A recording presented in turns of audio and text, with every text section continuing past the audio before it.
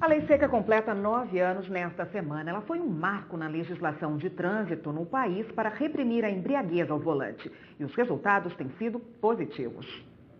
A Lei 11.705 de 2008 alterou o Código de Trânsito Brasileiro e instituiu a tolerância zero aos motoristas que dirigem sob influência de álcool. Em 2012, alterações na lei aumentaram o rigor das punições. Além disso, a fiscalização ficou mais eficaz, com novas formas de produção de provas, como fotos, vídeos e testemunhas.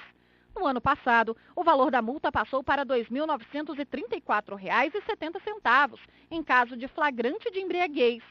O motorista ainda tem a carteira de habilitação suspensa pelo prazo de 12 meses. Com a aplicação da Lei Seca em todo o território nacional, as mortes no trânsito diminuíram. Segundo a Polícia Rodoviária Federal, no ano passado, o número de óbitos caiu 6,8% em relação a 2015. Os dados também indicam queda de 3,9% no número de acidentes graves no mesmo período. 21.405 motoristas foram flagrados dirigindo sob a influência de álcool e foram notificados pela PRF. Desses, 5.653 foram presos, pois apresentaram índice de álcool no sangue acima do permitido, caracterizando crime de trânsito. Apesar disso, 7% dos motoristas abordados pela Polícia Rodoviária Federal em 2016 estavam alcoolizados. No primeiro ano da Lei Seca, esse índice era de 20%. Bom, para falar sobre esse assunto, está aqui a advogada Andréia Rezende. Boa tarde, doutora. Boa tarde, obrigada. Bom, 9 anos aí de Lei Seca, né? Inicialmente as pessoas tiveram estranhamento, agora já tiveram muito tempo para se acostumar, que vão ser sim fiscalizadas. Mas qual o resultado prático dessa lei? Ela foi eficaz nesses 9 anos? Sim, a eficácia dela, inclusive, está comprovada pela redução do número de acidentes com vítimas e com vítimas fatais. Então, de fato, a Lei Seca trouxe um benefício para a segurança no trânsito, que foi reduzindo esses acidentes. Qualquer motorista pode ser fiscalizado, né? Mas ele não é obrigado a fazer o teste do bafômetro, não é mesmo? Exato. Ao ser abordado numa blitz, o motorista ele pode se recusar a fazer o teste do bafômetro. Ocorre que com a alteração da lei e a inclusão do artigo 165A em dezembro do ano passado, essa recusa passou a ser uma infração de trânsito. Então, o motorista que se recusar a fazer o teste do bafômetro, ele vai ser autuado da mesma forma como se fosse constatado que ele está dirigindo sob influência de álcool.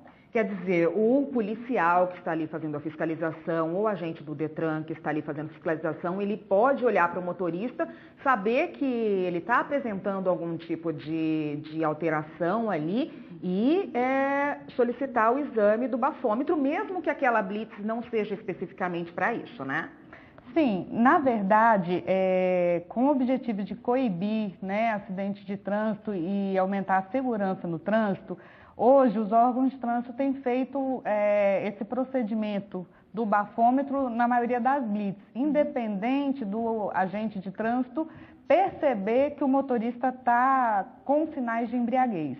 Então, hoje, para coibir, né, o número de motoristas dirigindo sob influência de álcool, eles estão usando sempre em blitzes essa abordagem e questionando ao motorista se ele deseja fazer o exame do bafômetro.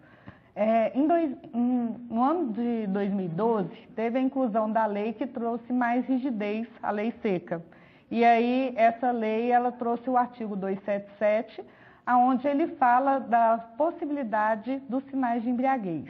Ele dá autonomia ao agente para que ele possa verificar esses sinais, pode usar de meio de vídeo, testemunha, imagem, áudio. Então, ele trouxe um maior número de provas para constatar a embriaguez ao volante ou os sinais de embriaguez.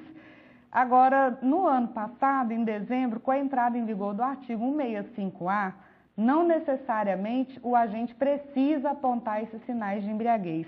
Essa dúvida, ela tem sido trazida várias vezes, porque o artigo 277 trazia essa possibilidade de apresentar os sinais, e hoje, com a entrada em vigor da infração em razão do artigo 165A, onde a mera recusa já gera autuação, o agente não precisa mais apontar no auto de infração os sinais de embriaguez daquele condutor.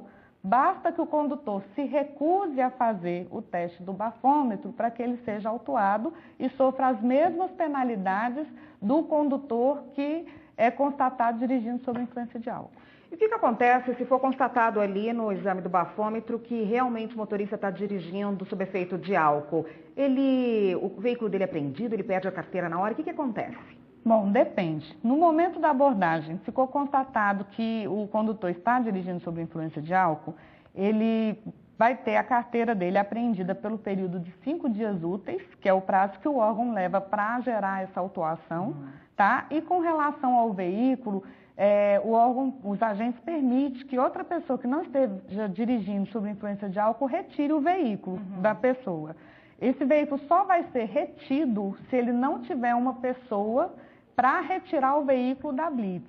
Então, a pessoa que for retirar o veículo, ela vai ter que soprar o etilômetro, ela faz o teste, e aí o teste constatando que não teve ingestão de bebida alcoólica, ele dando resultado zero, ela pode retirar o veículo. Não precisa necessariamente o veículo ser retido e encaminhado para o depósito. O senhor já disse, né, que houve aí nesses 9 anos algumas alterações, inclusões, modificações, e que a recusa do motorista hoje em dia não é bem assim, né? Não vou fazer, ele já pode ser autuado também por se recusar a fazer o exame do bafômetro. Porém, se ele estiver envolvido, não for uma simples blitz, ele estiver envolvido num acidente de trânsito e ele se recusa a fazer esse exame, isso pode agravar a situação dele? Na verdade, havendo um acidente de trânsito, já a própria situação já é um pouco mais grave do que uma blitz comum, né? No caso do acidente com vítima, o agente vai encaminhá-lo, vai perceber, né, os sinais de embriaguez, vai pedir para ele soprar o bafômetro. Se houver a recusa, o agente vai apontar os sinais de embriaguez, porque na esfera criminal esses sinais eles têm que ter mais consistência, a materialidade do delito ele tem que ficar aparente, e aí vai encaminhá-lo para a delegacia. Nesse momento, ele vai descer para o exame de corpo e delito para fazer um relatório de embriaguez com um médico perito responsável com conhecimento técnico para constatar a embriaguez.